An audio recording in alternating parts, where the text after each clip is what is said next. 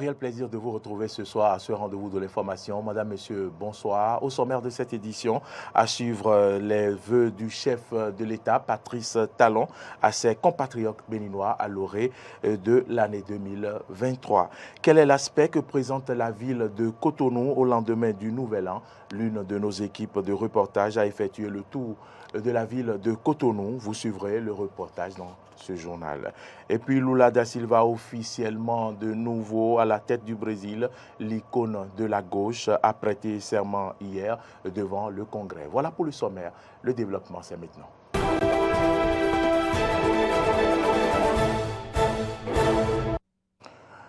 Une fois encore, bienvenue à toutes et à tous. Au cours d'une émission spéciale, le président Patrice Talon a dévoilé quelques-unes des mesures prévues par le gouvernement béninois pour l'amélioration des conditions des personnes en situation de handicap. Il s'agit, dans cet extrait que vous allez suivre, de ce qui est prévu pour le recrutement des porteurs de handicap dans la fonction publique.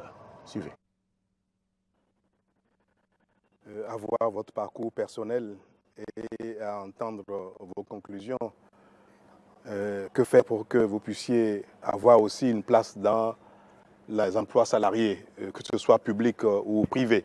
C'est vrai que jusqu'à maintenant au Bénin, il n'y a pas de disposition particulière, incitative ou même contraignante pour permettre à la société de vous prendre en compte dans notre existence globale. Et cela est un déficit grave qui n'a que trop duré. La chose la plus facile, c'est de créer des mesures incitatives, tout au moins pour le secteur privé. Pour l'État, vous verrez bien que les dispositions qui seront mises en œuvre permettront un recrutement discriminatoire favorable à vous pour entrer dans la fonction publique, c'est-à-dire pour être agent public. Ce qui n'est pas le cas jusqu'à maintenant, même si c'est dans toutes les intentions et même les tests existants le prévoient. Mais nous n'avons jamais pu mettre ça en œuvre. Ce sera fait de manière beaucoup plus active désormais, où nous ferons l'obligation, d'abord, de vous faire recenser, de vous faire postuler et de faire un suivi tout particulier des postulants à la fonction publique pour donc, ces personnes porteuses de handicap. Donc, nous allons mettre en place un dispositif pour faire le suivi de vos demandes d'insertion dans l'emploi, notamment l'emploi public. Et vous aurez donc, toutes les fois que vous verrez qu'il y a des possibilités, que vous avez des capacités, vous pouvez postuler et vous aurez un guichet qui s'occupera de vous spécifiquement pour les emplois publics auxquels vous pouvez avoir accès. Nous allons bientôt mettre en place la carte pour l'inclusion, pour l'égalité des chances, pour utiliser une expression plus banale pour qu'on me comprenne bien, une carte des personnes en situation de handicap, qui donc permettra à une commission nationale d'évaluer les handicaps des personnes qui vont se présenter, le niveau de handicap, et donc pouvoir les catégoriser pour bénéficier, chacun selon son niveau de handicap et ses dispositions et compétences, pour que cette carte puisse fixer les conditions dans lesquelles ces personnes peuvent être prises en compte dans tout ce que nous sommes en train de dire. Donc ces cartes-là vous permettront donc d'avoir accès à ces guichets pour être suivi, accompagné et promu dans votre insertion dans l'emploi salarié, notamment public. Et pour ce qui concerne le secteur privé, nous allons prendre des dispositions d'ordre fiscal pour faciliter votre insertion. Par exemple, l'État prendra en charge les cotisations patronales, c'est-à-dire que les employeurs verront l'État se substituer à eux pour les impôts qu'ils doivent payer en employant une personne en situation de handicap, certaines cotisations sociales à leur charge, pour qu'ils aient un certain intérêt à employer des personnes qui apparemment présentent des handicaps qui les amènent à dire que bon, je préfère employer quelqu'un. Au cours de cet entretien avec les personnes porteurs de handicap, le président de la République, Patrice Talon, a présenté ses vœux empreints d'engagement aux Béninois. Je vous invite à suivre son message. En cette veille d'une nouvelle année, veuillez donc que je vous réitère l'engagement du gouvernement de ne laisser dans notre dynamique de développement aucun de nos concitoyens sur le quai. Que ce soit pour ceux d'entre nous qui ont un besoin d'une attention particulière, ou pour les autres qui disposent de toutes leurs capacités, notre pays apportera à chacun sa part de bien-être. Telle est notre espérance, voire même notre certitude en ce temps de bilan et de perspective qui nous donne une nouvelle occasion d'évaluer notre action et d'apprécier le réalisme de notre espérance. Mes chers concitoyens, maintenant que notre dynamique collective est bonne, que nos efforts portent des fruits, que nous partageons tous d'une manière ou d'une autre, que nous savons que tout ce qui continue de nous manquer est à notre portée et que nous avons désormais les moyens de satisfaire nos attentes. Maintenant que plus rien ne nous paraît inaccessible, l'espoir certain d'une vie meilleure jour après jour n'est-il pas réaliste? Bien sûr que oui. Bien sûr que le meilleur est à venir pour chacun de nous et pour nous tous collectivement.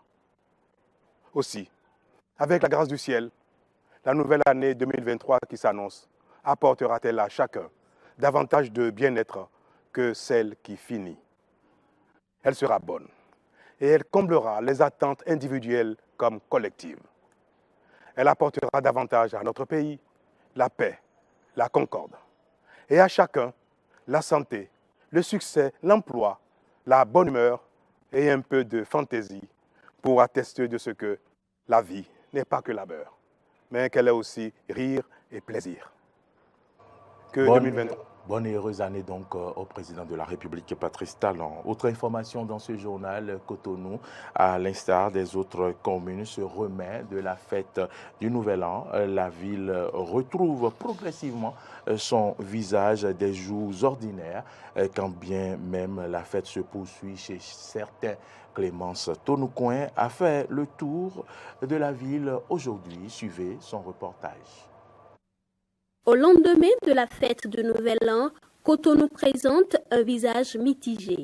Si les services de l'administration publique ont ouvert leurs portes, ce n'est pas le cas pour certains ateliers et boutiques de particuliers. Contrairement au constat des années antérieures, les places publiques qui ont accueilli un nombre non négligeable de personnes la veille ne végètent pas dans l'insalubrité. De la place de l'Étoile Rouge à la plage de Fige-Rosset, en passant par la place des Martyrs, le constat est le même. À la plage de Fige-Rosset, les commerçantes ont prévu des poubelles de fortune pour garder les lieux propres. Sur place, nous avons rencontré quelques citoyens qui parlent de la fête et apprécient la propreté des lieux.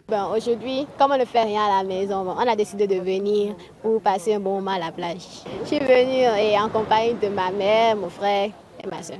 J'ai l'habitude de fréquenter la plage de Ouida, mais je vois que la plage elle est propre. Vraiment, la fête est belle et je suis très heureuse de voir 2023. Je suis venue à la plage avec mon mari et mes enfants. Bon, c'est le souhait des enfants. C'est pour ça que j'ai voulu leur faire plaisir. Je souhaite de tout mon cœur bonne et heureuse année à tout le peuple béninois. Moi, je suis venu ici pour me divertir un peu. Je vois un peu de nombre ici. Je suis très très content pour cette nouvelle année. Il y a certaines personnes qui achètent des canettes ou des piawata et ils jettent un peu de sachet partout. Bon, pour l'instant, c'est pas mal, mais je ne sais pas que ça va engendrer demain. Je suis venu passer du bon temps avec ma petite famille ici. C'est pas mal, compte tenu du nombre. C'est un peu raisonnable. Lorsque vous voyez un peu l'atmosphère des gens qui sont aux alentours de nous ici, on peut compter. Là, c'est raisonnable. Et autour de moi, c'est pas mal quand même. Mais lorsque je vais me déplacer de cet instant à un autre instant, là, je peux constater un cas contraire. Des séances photos et bains dans la mer étaient...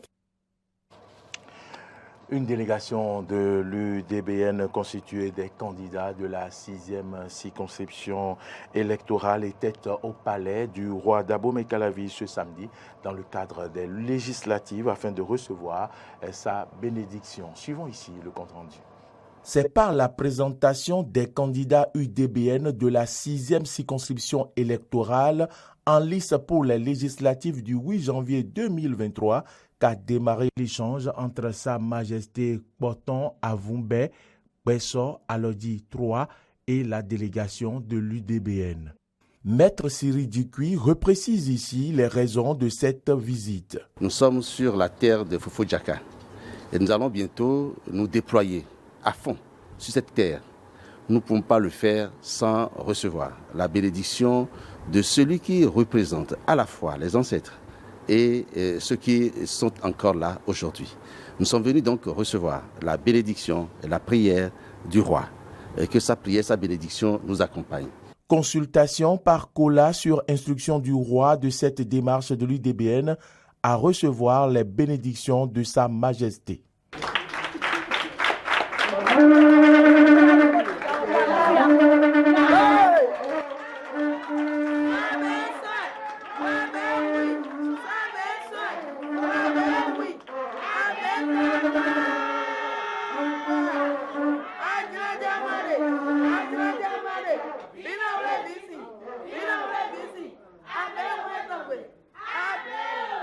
Le moment de partage s'en est suivi avec les éloges en chanson de la présidente Prudencio.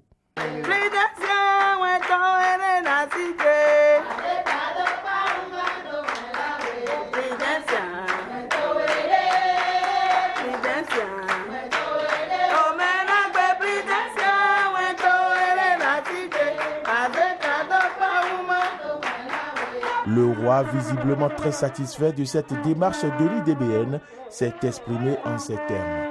Nous sommes là pour, n'est-ce pas, donner la bénédiction sur le pays en général, sur la cité historique de Fofo Djaka en particulier. L'honorable, la présidente Claudine Prudencio Afiavi, elle est digne fille du royaume d'Abomey-Calavi, de par les nombreux gestes qu'elle ne cesse de faire, de déployer au niveau de cette commune, au niveau de la 6e circonscription en général, Calavi, Soaba, Zé. Et puis aujourd'hui, nous avons reçu, je vais dire l'honorable Maître Dikui, qui est avec nous, qui est son émissaire, avec toute l'équipe de la campagne. Ça nous donne de la joie au cœur. Et nous avons prié, nous avons imploré le ciel et la terre, les membres de nos ancêtres, pour que le chemin que vous avez emprunté là soit un chemin très très court. D'ici à là, vous reviendrez, ils reviendront nous donner le résultat, la bénédiction que nous avons donnée, la prière que nous avons faite ce soir-là, c'est parti une fois de bon, c'est parti pour toujours. Les membres de nos ancêtres, Dieu l'Éternel Tout-Puissant nous accorde la voix pour le dire. Et c'est resté indélébile. La délégation de l'UDBN conduite par Maître Dikui est donc repartie du palais très confiante avec toutes les bénédictions pouvant permettre de ratisser l'âge dans la commune d'Abomey-Calavi.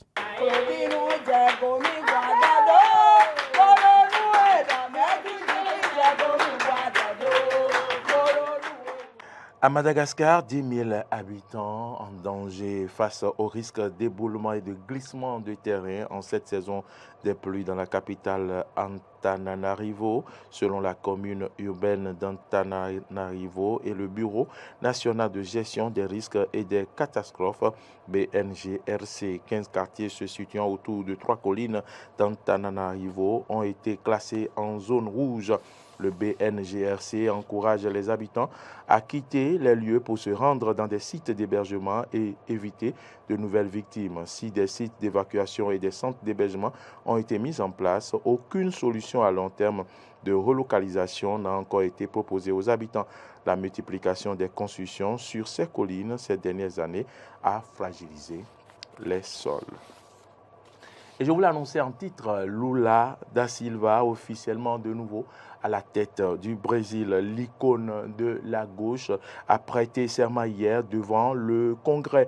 Lula s'est donc engagé à reconstruire le pays avec le peuple brésilien et oublier, je cite, le bilan désastreux de Jair Bolsonaro, fin de citation, qui a boudé cette cérémonie. Suivez plutôt. Le sacre d'un revenant dans la peau d'un monarque, le président brésilien porté en triomphe par ses plus fidèles partisans. Des centaines de milliers de supporters aux couleurs de son parti, celui des travailleurs, ont accompagné son entrée au Congrès. Tapis rouge, entrée triomphante, Lula est intronisé pour la 3e fois de sa carrière, 12 ans après avoir quitté le pouvoir.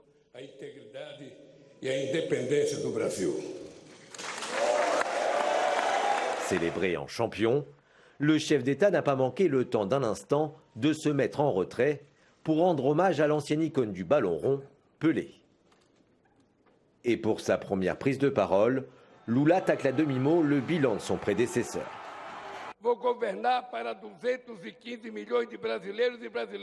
Je gouvernerai pour les 215 millions de Brésiliens et pas seulement pour ceux qui ont voté pour moi. Je gouvernerai pour tous en regardant vers notre brillant avenir commun et non dans le rétroviseur d'un passé de division et d'intolérance.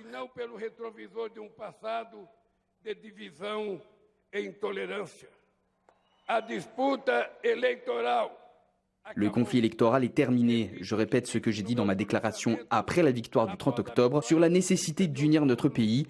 Il n'y a pas deux Brésil. Nous sommes un seul pays, un seul peuple, une grande nation.